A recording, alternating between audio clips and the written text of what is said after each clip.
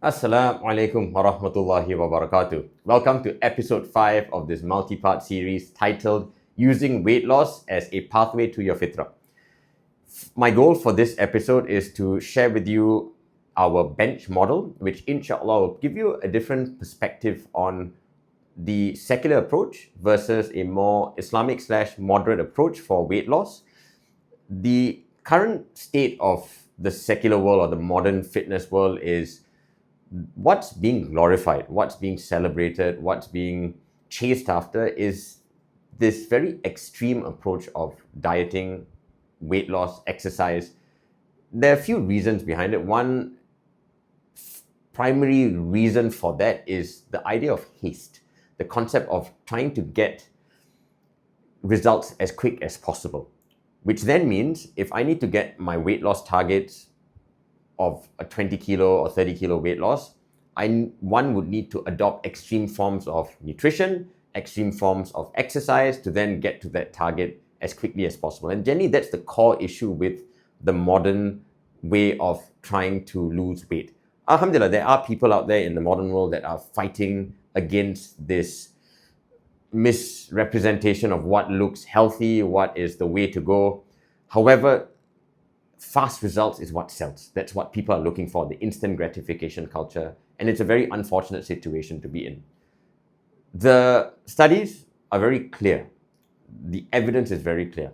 For a person to maximize their chances of long-term weight loss success, they don't look at the diet, they don't look at the types of food that one eats, they look at the characteristics that one possesses. Amongst the characteristics that successful dieters possess is the ability to see the long term, the ability to develop plans that are sustainable for them. They're looking at processes rather than outcomes. And I've covered a bit of this in the previous episodes, but these are the two conflicting narratives that are present in today's environment. One is this path of excessive haste, excessive speed, and then there's this other path which is a lot more boring, a lot less sexy, which generally generates better results. And this is the path of moderation. And these are the two concepts that I'll be talking about today, which will describe these two parts in better detail.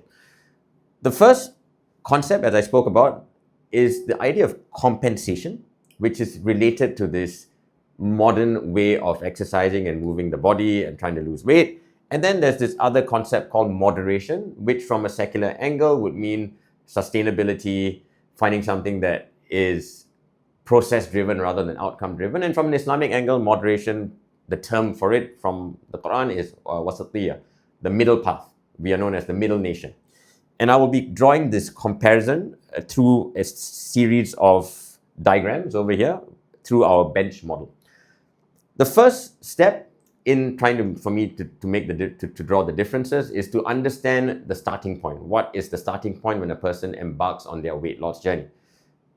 When a person first starts or takes the first step, their body is in a state of imbalance. There's an imbalance in the physical body and an imbalance in the spiritual body. And in the first episode and the second episode, even the third episode, we spoke about obesity or weight gain being in a state of excess. So for the physical body is a state of excess fats consuming in a caloric surplus. And then for the spiritual body is excess amount of desires. So there's this imbalance. And I'm using the bench to demonstrate this imbalance in the body, both physical and spiritual, but primarily I'm using the physical pillars. When we look at the bench has legs, and the legs for this bench are represented by your nutrition, sleep, exercise, and stress management. As you can see, for when a person first starts embarking on the journey, the legs or the length of the legs are slightly shorter, which is an indication or representative of the fact that they are doing less or doing a suboptimal amount of work in each pillar. And the goal is to then try to build a bench that is balanced. However, for the secular approach, the way in which the secular world, what's glorified in the secular world, is this very rapid weight loss growth, trying to go extreme, go hard. And to a certain degree, that also appeals to the psyche, where a person needs to feel like they're suffering to get to their target.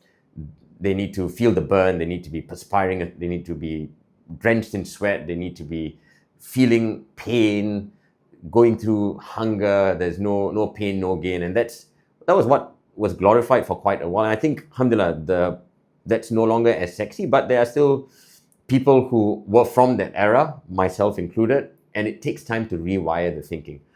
In that methodology, there's two primary ways in which people compensate and the body compensate. So I'll talk primarily from a nutrition and an exercise point of view.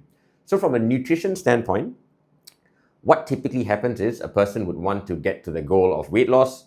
They may slash calories significantly. They go for big calorie cuts, one meal a day. Rapidly, they go low calorie, only fruits and vegetables, or rabbit, quote unquote, rabbit food. And they see this massive weight drop, which then makes them motivated and they stay on that path.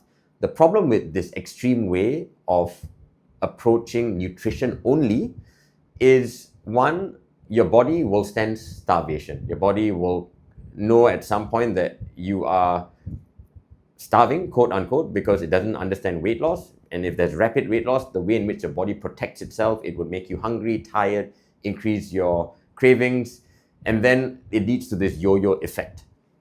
That's with the nutrition part. And there's some cases where people only want to focus on nutrition because they find it easier and they maybe don't have the time to exercise, or they don't see the importance of exercising. They're avoiding exercise, and sometimes they sleep and their stress management. But generally, it's the trade-off is between nutrition and exercise, from what we see. The other extreme is people don't want to focus on their nutrition and they only want to focus on exercise, or minimal effort in nutrition and exercise a lot, I was in that boat.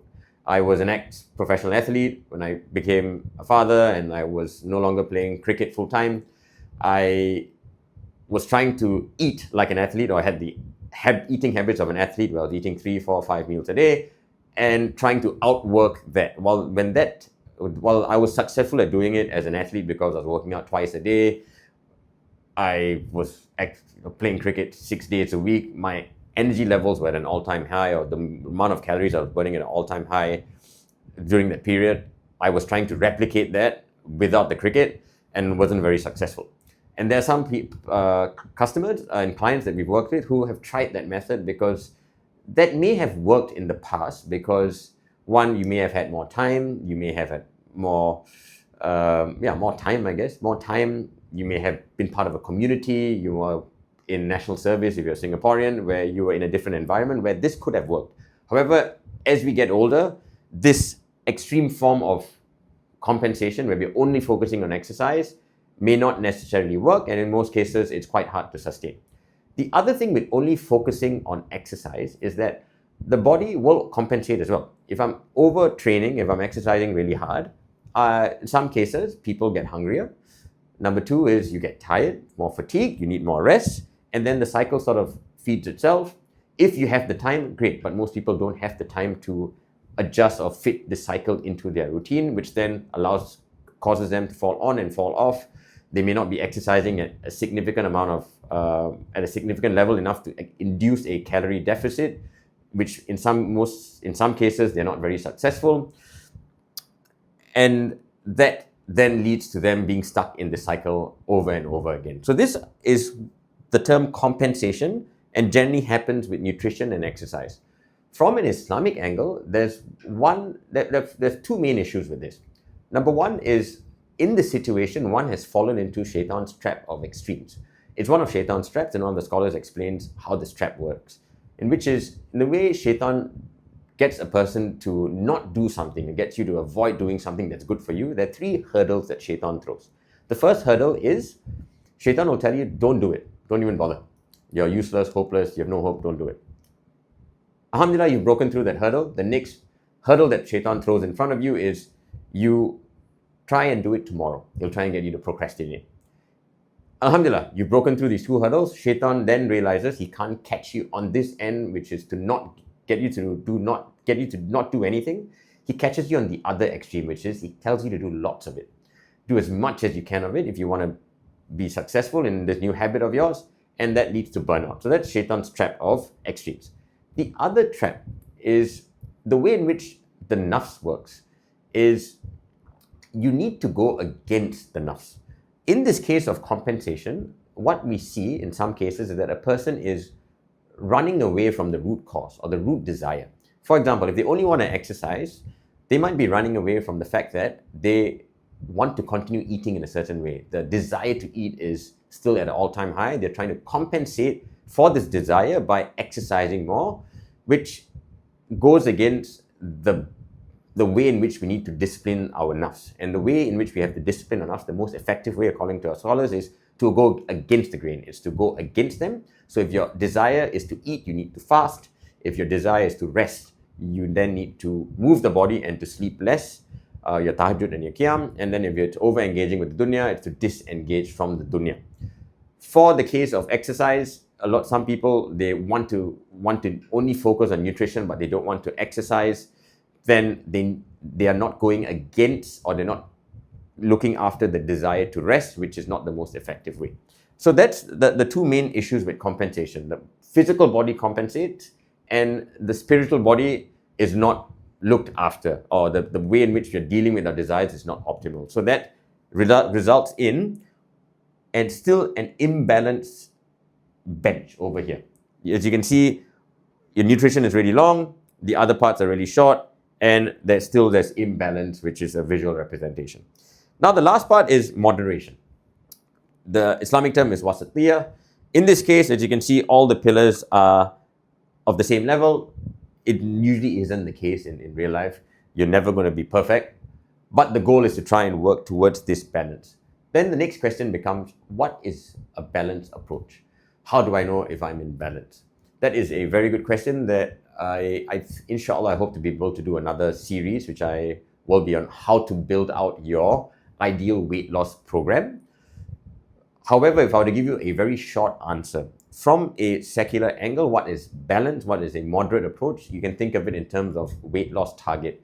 A 0.5% weight loss target per week is about right. That's a moderate approach. Anything more than 1% is too aggressive, according to the weight loss experts. But 0.5% is a nice target to aim for. That usually equates to about a 300 to 400 calorie deficit. And you would want then to try and balance out this calorie deficit. How are you effecting a 300 to 400 calorie deficit? Usually at the start, it will come more from your nutrition. But along the way, you would like to think about having maybe a 60-40 split, or a 70-30 split, whatever it is. You don't want to have you want to avoid an 100-0 split or a 90-10 split. It should be trying to get between a 60-40 split. Along the way, it might change because you can only drop your calories so far, and then you might get more calorie burn from your exercise. But initially, at the start of the program or your journey, try and think about the 60-40 split or 70-30 split, where it's probably more leaned towards your nutrition, and then gradually you'll lean towards your exercise at some stage. But with that intention, inshallah, your legs are more balanced, your body won't react too violently to the changes in your body, which then allows you to stay on the path, make it more sustainable, inshallah. And with that, I come to the end of the episode. I hope that gives you a better understanding of what are the methods out there, what are the pros and cons. At the end of it, from a coaching perspective, there's no one size fits all. However, there are overarching trends, overarching patterns, overarching concepts that we see in people who are more successful than those that aren't successful. And what we see is the clients who are the most successful, not necessarily in the dunya sense, but they are at peace, where even if the weight's not coming down, they feel calm, they feel at ease, they feel that this is the right path, are those that adopt a more moderate approach. The clients that are always trying to find a quick fix, or always chasing for these quick results, or trying to find this magic bullet. These are generally not just clients, but people that who have reached out to us. These are people who generally have this up and down journey, because what is sexy, what sells, is this extreme approach, this quick results, push the body, go hard, go home. That's what's glorified in this day and age. However, what is more sustainable, what is designed for us as human beings by our creator, is this very quiet, mellow, boring path, which inshallah is filled with barakah. And hopefully with that, I pray that Allah subhanahu wa ta'ala allows you to develop moderation, develop a balanced approach on your weight loss journey. Stay tuned for the next episode, and that will be the final episode. Thank you very much. Assalamu alaikum wa rahmatullahi wa barakatuh.